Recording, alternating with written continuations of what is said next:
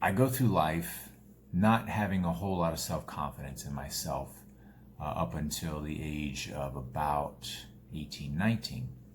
And I was made fun of a lot in school, and I was picked on, and I just had a lot of awkward things going on in my life. And I didn't really feel good about myself until after high school. I tried to fit in. I played football and tried to fit in with the football team, and I pretty much just latched on to this small group of friends, and most of us are still friends today.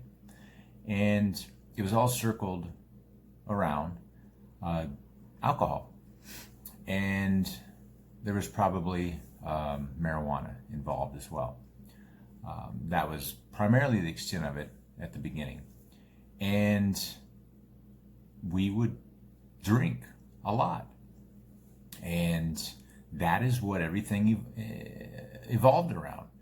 And that turned into a problem. And if I take a few steps back, I actually started drinking when I was about 10 years old. And the neighbor, we got into the stash, the parent stash, and had some tequila and never looked back. It turned into beer, turned into wine, and then turned into additional hard liquor. And then pretty much as often as we could get it, that's what we did. And so I lacked growth, maturing emotionally, and I wasn't focused on school and my grades and just doing well. I just wasn't focused, and honestly, I didn't really care about school. The only thing I really cared about was playing football and hanging out with my friends and drinking. And so fast forward back to where we were, where I was talking about in graduate, and it was to where at that point I was an alcoholic and was drinking every day, getting drunk every day, even, before school, immediately after school. And it was a big problem, but I didn't really think that it was a problem. I thought that I had it under control. And roll forward, I meet a woman, and we stayed together, ended up getting married. After 6 years, we moved in together and got married, and had two amazing, wonderful, awesome sons. And for that, I am so thankful and grateful. I ended up getting divorced because I lacked emotional maturity to really be in a committed relationship, in a marriage. And I was there physically, but I wasn't there mentally. And I was drinking on a regular basis. I don't know that it was a big problem, but it must have been because I wasn't emotionally maturing the way that I needed to, and I wasn't being present. And I know when I went out, I would get drunk, and pretty much she was the designated driver anytime we went out because I always had to drink and drink a lot. And I never thought about the impact that that had on my children and or others around me, or my career, or my emotional development, becoming emotional mature in life, in relationships, personal and professional. And I never saw it as a problem. I saw it as I excelled, I did my work, I worked hard, I did things to the best of my ability. If I wasn't able to do something, I would find someone, hire someone who could help me accomplish that. And I was never one of those managers that didn't give credit where credit was due. I always gave credit to the team member. And I thought everything was fine. However, after I got divorced, I immediately stuffed my emotions, and I just took other things on, hobbies such as running and drinking more, to deal with the problem. deal with emotions, which I didn't actually deal with them. I didn't do anything about it. And I just ran. I ran every day. A lot. And then I would drink. And I thought everything was fine. I thought, I had a good job, had a good pay, I had a house, I had a car, everything that I needed, everything and more, tenfold more, retirement, savings, money in the bank, everything that you're, for success in America and life in general, those are the things that equal success. And I had all those. And I had a hobby, I had a cycling hobby that I picked up somewhere along the line around 1999 with a friend in college. And I stuck with that. For the most part, I stopped riding quite a bit after my first son was born. But I picked it back up later. And that helped me stay in shape. And that was kind of a getaway hobby for me from the family and everything. But I drink. After I'd be riding, finish trail, I drink. Everything was evolved around drinking. And I get into a relationship and I'm not ready. And I wanted it to work out, but it just didn't. And I ended that relationship and shortly thereafter got into another relationship, not so serious, but got into another one. And then just several relationships that were not really good or healthy. And I know now that I didn't deal with my own stuff. I didn't deal with these things from my childhood that I had stuffed. I didn't deal from the emotional trauma that I experienced through the divorce and the things that happened in the marriage. And I was angry. And I didn't know why I was angry.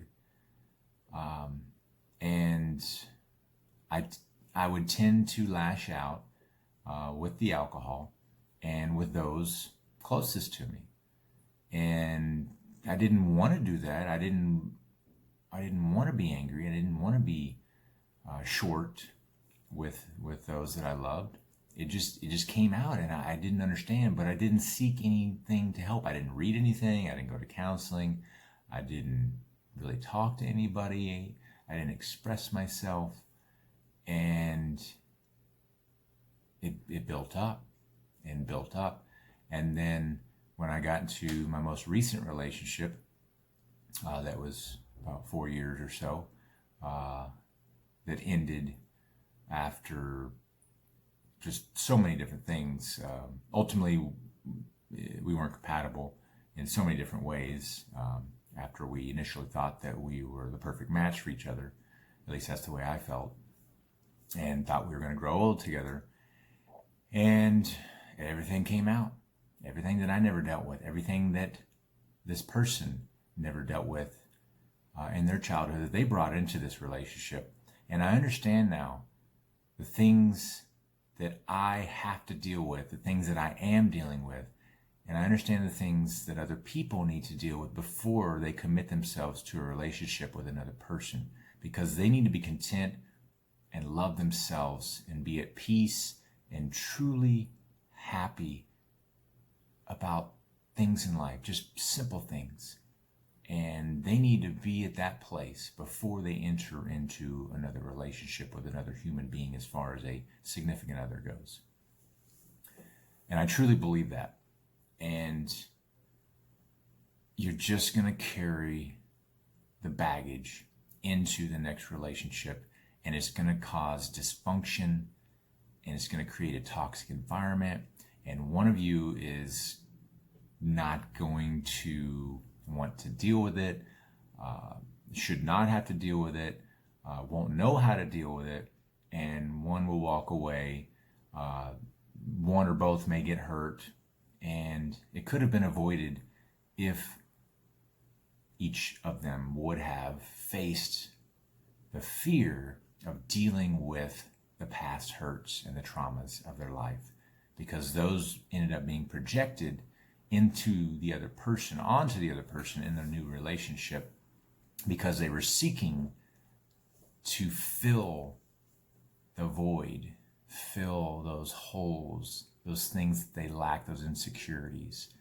And those are the things that I now realize that I was doing in each relationship. And I'm so thankful to have discovered this finally and to be working on it each day. And it's a struggle some days. And yes, I love this person that I recently broke up with this year. And I wish them the best. I wish them healing. I wish them growth. I wish them all the happiness and contentment and love and abundance that life has to offer. I truly do. And I wish that for everyone. And that is why, part of the reason why I started the Change Through Pain project. Number one, to help others. Number two, to help myself heal by helping others. Number three, to create a new opportunity for people to see a grown man being vulnerable, being emotional, sharing feelings about things that most men have been taught or conditioned to stuff and not share. And that's unfortunate. And it has created I hate to say this, but it's true, it has created a suicide epidemic of men ranging from 20 to 50. And there's no rhyme or reason specifically that tells you why this is happening, according to the studies.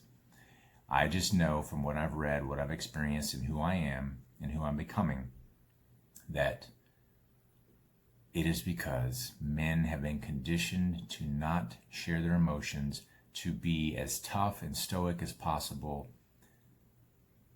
And life is tough. Things happen, and we can't just continue to stuff everything and not be able to get these things out and deal with them. They become triggers, and they trigger us to become angry and sad and depressed and lonely.